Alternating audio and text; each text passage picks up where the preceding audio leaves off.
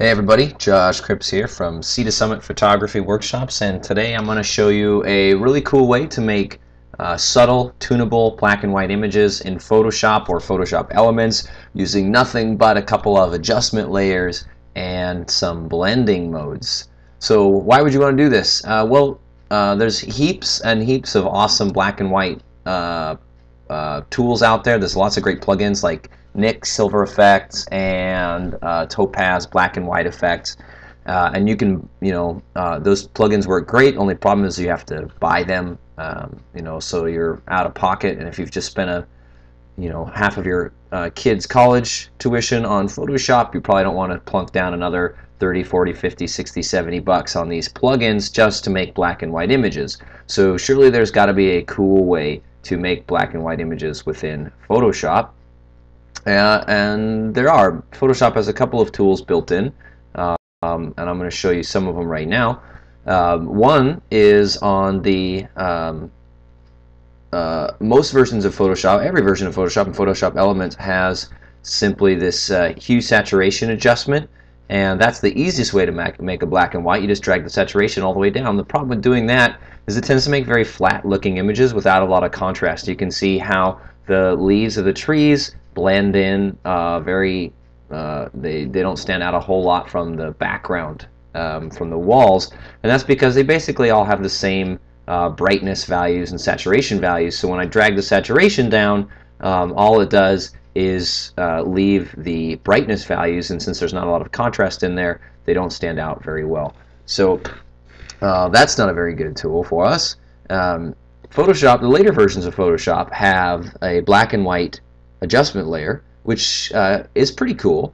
It basically gives you an option of a bunch of presets, and you can also select the amount of individual color channel that you want to have brighter or darker within the image. Oops, my microphone fell off. Hold on a second. Alright, there we go. So, like a lot of old landscape photographers would use, red and green filters to block certain colors of light, and so they've got these presets already built in. So if I click on a green filter, for example, well, it does a pretty good job of blocking the red light from the background walls and really letting the green light from those trees shine through. And you can further refine that. Say I want the background walls, which if I unclick this, you can see background walls are nice and red, and that tree is nice and green. So if I want the background walls to be even darker, well, I can drag my reds down. And if I want that tree to be even brighter, I can drag my yellows and greens up. And sure enough, that makes a really nice, vivid, high contrast image. So what's the problem with using this adjustment layer? Think like, well, this is cool. This allows me so much control over my individual channels. And it does, but what happens when you're editing an image like this and you do the same thing? The problem is when you have images like this with large smooth areas where the colors transition very evenly, is that you tend to get all kinds of weird posterization and tonal inversions and things like that, and I'll show you what that looks like. So if I do the same thing, if I bring up a green filter and I drag my reds way down, you can see all of a sudden, let me do that even more just to exaggerate the effect. What's happened here? My image has started to look like a topo map. It's got these very weird postery lines happening in it, and this is happening up in the sky too. It just creates really super muddy, ugly type images. So that's why I don't like the black and white filter, because it's too easy to start doing weird things to your images. Or like here, these rocks now have like a weird outline on them from the photo filter. Where that doesn't really show up in the full color image. So surely there's a better way to make black and whites within Photoshop, and there's actually a really simple, really cool, powerful, easy way to do this using just a couple of adjustment layers and some blend modes. So this is actually going to go back to that first tool that I showed you, the Hue Saturation layer. So if I bring up one of those and I drag the saturation down, like I said, it's sort of a flat image. It doesn't pop a lot of contrast into the sky or in the water. Now remember what I said about old-timey photographers, film photographers, using different colored filters to block certain wavelengths of light and to transmit other wavelengths of light to help with the contrast of their images. So if you think about that, we can actually do the same thing in Photoshop. If we were to somehow change the underlying colors of this image, then maybe that would affect the way that the black and white appears on the back side. And Photoshop has a lot of great tools for changing color, and one of the easiest ones is another hue saturation layer. And if I bring up one of those, you can see as I fiddle with the hue, sure enough, the colors of my image change dramatically. If I turn back on my desaturated layer up here and still adjust my hue, well, hold on a second, nothing's happening. And the reason for that is because Photoshop is smart enough that as you adjust the hue using an adjustment layer like this, what it doesn't affect is the saturation of all the underlying pixels and the brightness of all the underlying pixels. So say, for example, I were to sample this spot right here, and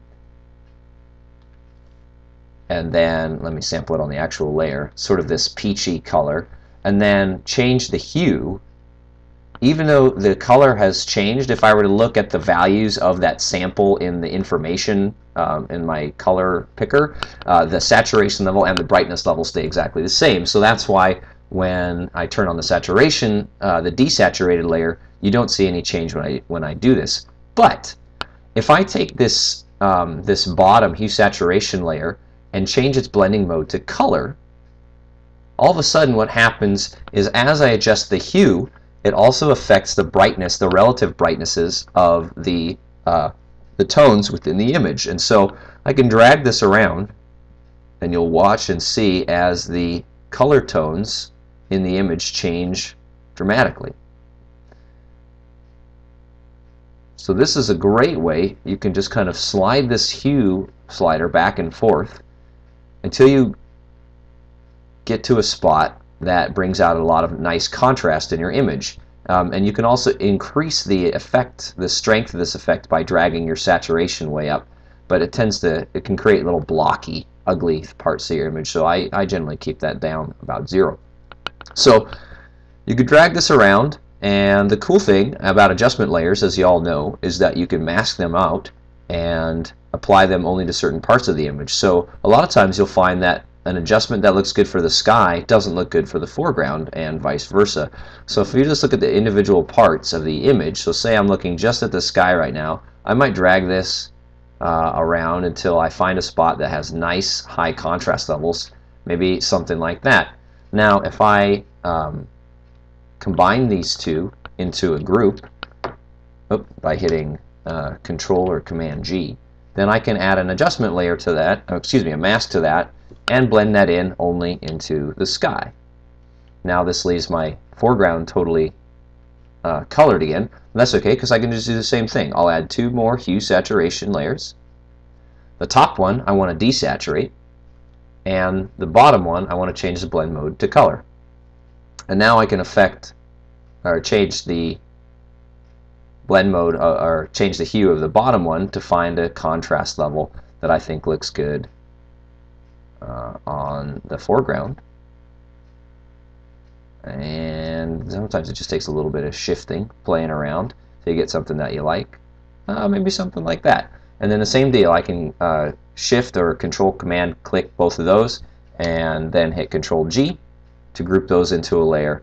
And now I don't have to worry about making another layer mask, because the top layer is already desaturated.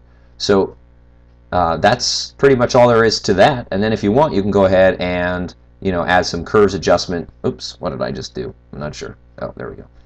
To further increase the contrast of the image to really make the black and white pop out. So you can see kind of the difference there. And if I group all of these together and turn it off, here's our original image versus just applying a desaturated layer. That's what that looks like. Then if I turn back on our black and white adjustment, just how much more clarity and pop you're able to get by playing with the hue and the saturation layers like that. So that is it. That's the easy way to do black and whites. Very tunable, very selectable, because we're using it on adjustment layers, which means you can mask in those adjustments to any part of the image that you want, and apply as many of those adjustments or as few as you like, and then go forth with your curves adjustments to further pump up the contrast and tonal separations how you see fit. So Hope you guys enjoy that. Hope you think it's cool and useful. And you can find lots more great Photoshop tutorials on our website, www.c2summitworkshops.com. Until next time, Josh Cripps, happy shooting.